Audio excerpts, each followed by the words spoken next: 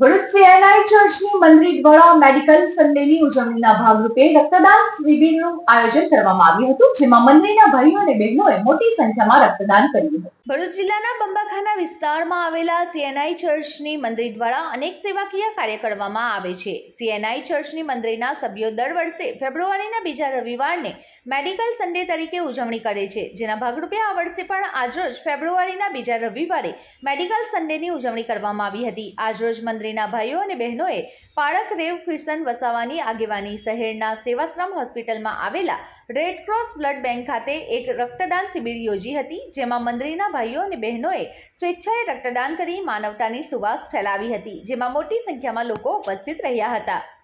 હું રેવરન્ડ Kishan Vasava, CNI church Bharuch.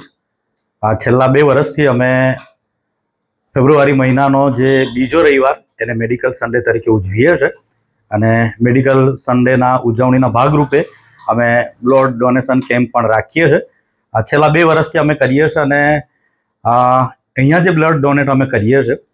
ખાતરીથી કહીએ છીએ કે બહુ બધા અંતરિયાળ વિસ્તારમાં જે લોકો વસે છે